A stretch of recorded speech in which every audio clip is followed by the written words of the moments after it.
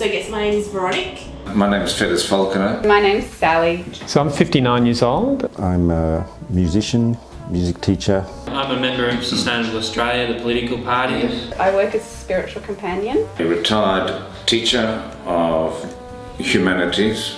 I'm an interpreter, an Auslan English interpreter.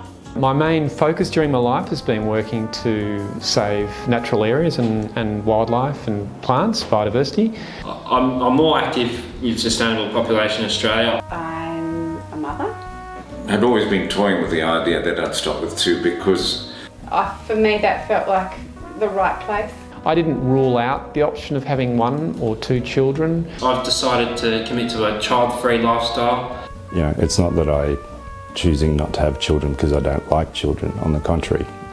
Yes, I work with children, and I just want to make it clear that being child-free doesn't equate to being a child hater. I probably never would have had more than 2 for exactly the reasons that of protecting the environment or not having an unnecessary impact.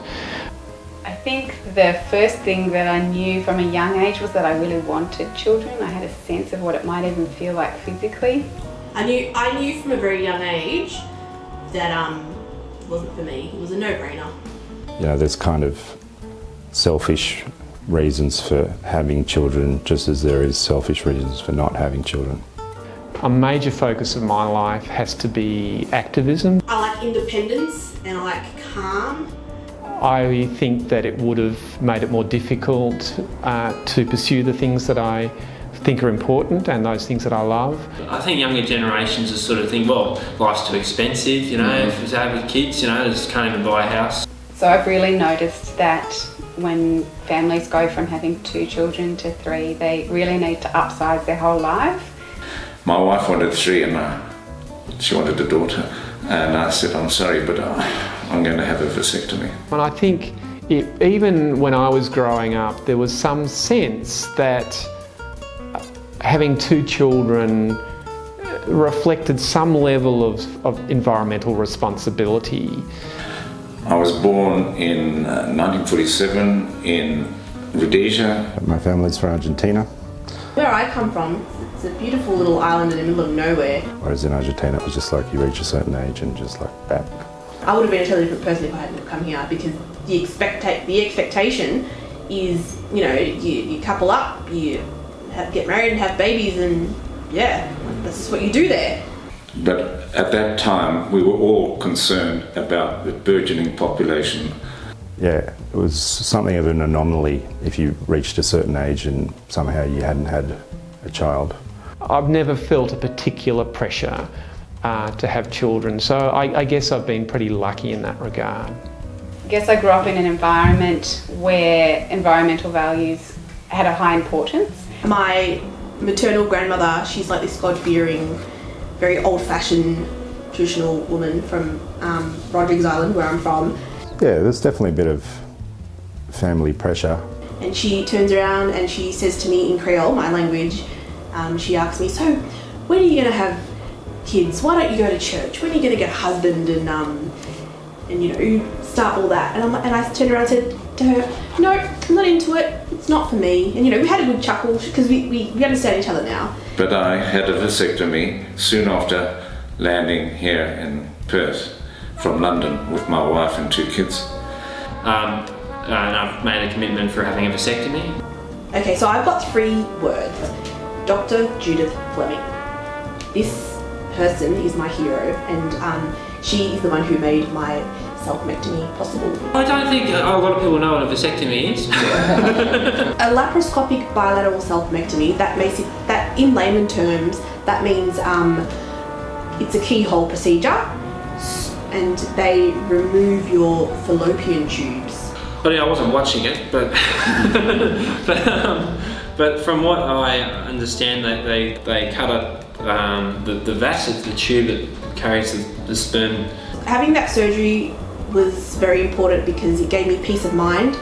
I think, yeah, but it's pretty basic, you know, pretty simple. It only takes about 20 minutes. My little keyhole marks are fading, and I actually don't want them to fade because they mean a lot. You know, it's quite an entertaining thing to bring up. Those scars on my body is kind of like, you know, saying this to patriarchy, because patriarchy depending on who you're talking to, believes that, women are supposed to have kids, whereas my scar's like, I started talking to this girl, and I met her and I got a number and we started texting, and I was sort of saying I was involved in some environmental politics, and I said I'm in sustainable population in Australia. And she said, "Oh, that's great, it's good to see people who are active." And I said, "Well, I take it pretty seriously, I've had a vasectomy," and that was the last I heard from her. You could say that you're not going to have kids, but then, if you were in a relationship with someone and they really wanted to have kids, then, chances are you would compromise. And I was certainly open to that. So I no longer date people who have or want children, because in my experience, all our planning revolved around the child. I really wrestled actually with the question of whether or not to have children, whether that was actually ethical. And I did talk about it with friends at university who were wrestling with the same question. But what I find is that broadly there is a taboo amongst a lot of my friends, a lot of my circle, to talk about population. I mean, I recall a few months ago staying with some friends, and they had this big, up in Queensland, they had a big permaculture sort of garden and all this sort of stuff, and one morning we just started talking about the environment, and I said to the fellow, well, yeah, but this is all really futile if our population keeps expanding, and he kind of got really upset. So anyway, I'm sitting there, minding my own business, reading this, and some complete stranger, I think they stood up or they turned over to me and they made a comment. What are you reading? What's that about? Surely no, you're gonna have kids one day. And it became this interesting conversation. I wrote an essay, and it was published in the local paper. Is it the quality of life or the quantity of life that we want? And I did get some people phone me up and say, "How dare you?"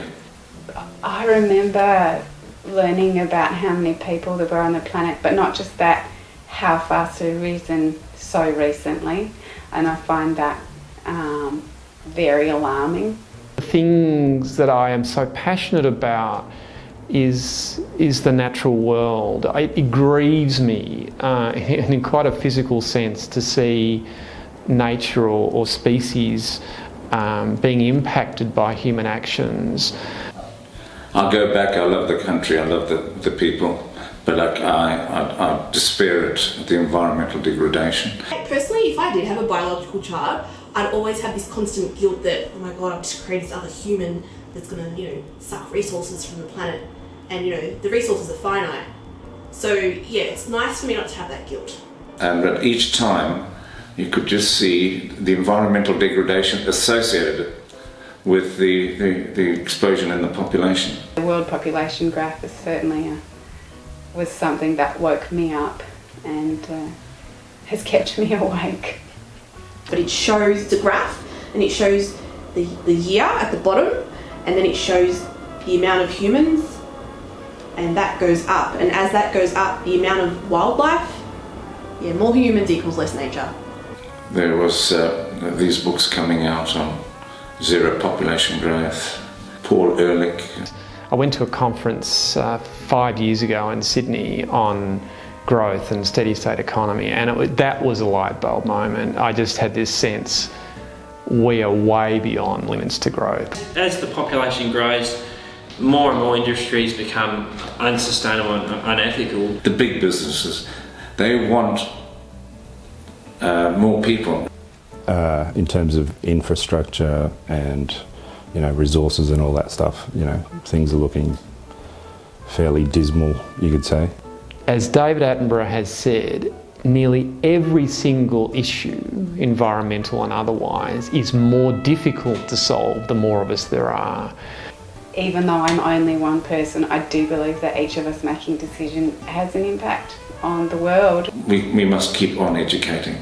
I'm definitely concerned about the future of the planet, and I'm choosing to walk with the side of hope rather than despair. Yeah, but it shouldn't be taboo. It's an important topic, and it affects everybody. We're all on the same one planet.